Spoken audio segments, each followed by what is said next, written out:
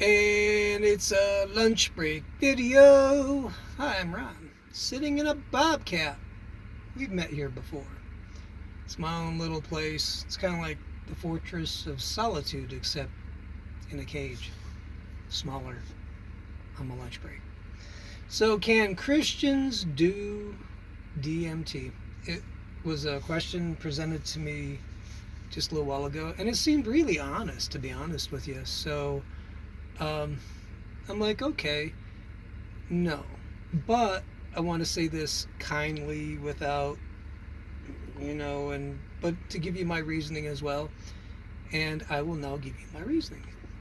So, the cross, Jesus on the cross, isn't just about us being sinners. Yeah, it happened that we are sinners, but it's more so, it is a restored relationship of love between God the Father and us people kind.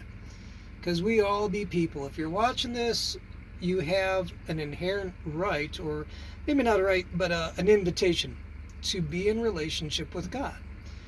That is by faith, so everyone can do it. Doesn't need to be. You don't need to be smart.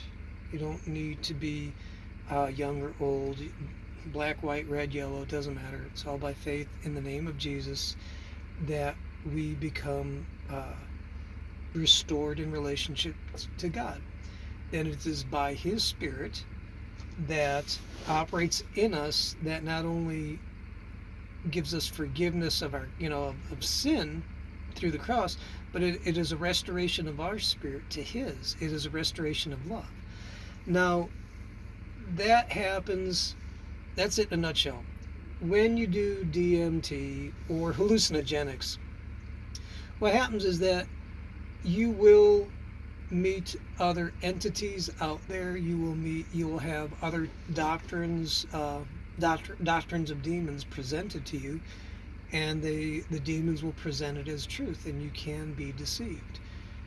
Um, there are people, there's a fella, my mate Tom, and Dakota of Earth, who pretty much say that they know that the drugs and their experiences, it's witchcraft, but they just think that it's not all bad.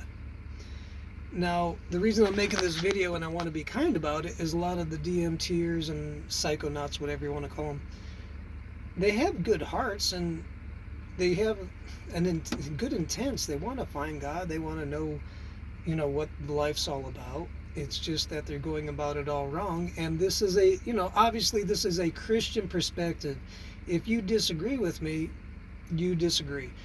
But if you're a Christian and you're thinking about doing DMT, it's a hard no, because what it is in the Bible, it is be sober and lucid, because your mind is where you process your reality. And if you have a drunk mind, whether it's on alcohol or pot or any hallucinogenic, you're muddying up your communication with God. Now, I'm not saying you can't have a beer, and I'm talking about getting ripped and lit, because pot will zoom you out in a heartbeat, whether it's one toke, one gummy bear, or whatever. You're out there. DMT, you're definitely zooming out somewhere. And even with it, getting stupid on alcohol, you're muddying the windshield of your mind, so you're driving fast and you don't know what you're going to be hitting. So, to be concise, I'm trying, is you don't want to use a drug to get you into the presence of God, because that's not needed. That's actually a lie. That's putting something before the cross, which is an insult to God. And you don't want that. Now, if you want to be high, well, ask Jesus into your life, and He can get you lit. And the cool thing is with Jesus is it's, in my case, it's been 20 years, you feel this presence, and it can be love, peace, joy, kindness, meekness, temperance. It is by His Spirit. Exactly what He does for you, that's between you and Him.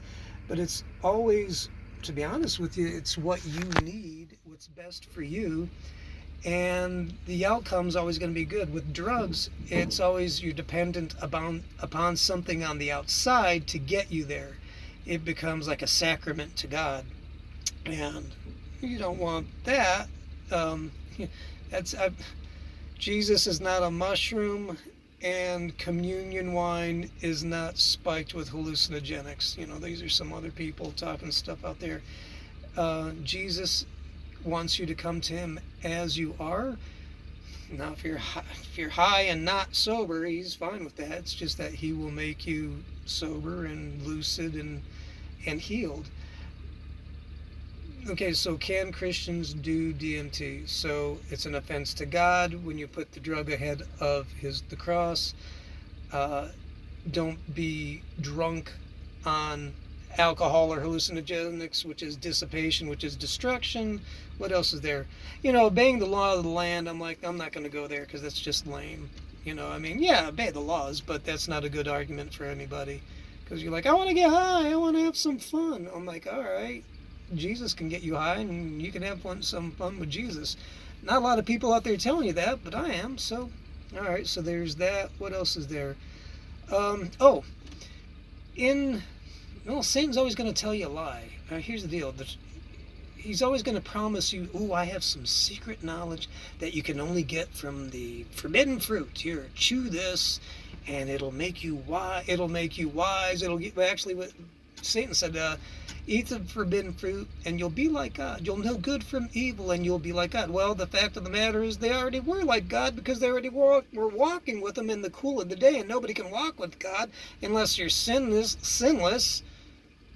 And I'm like, okay, so you're doing okay. Satan sold him a bill of goods to try to get more through his means and actually cause them to fall, to become lower than him, because then you got cut off. Then they got cut off from the presence of God, and we're their grandchildren, so that we inherited that mess.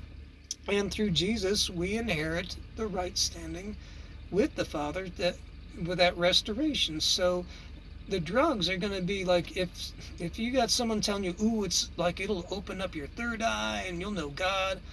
Dude, that's the same lie that was told to Eve in the Garden of Eden, and it didn't bring no good.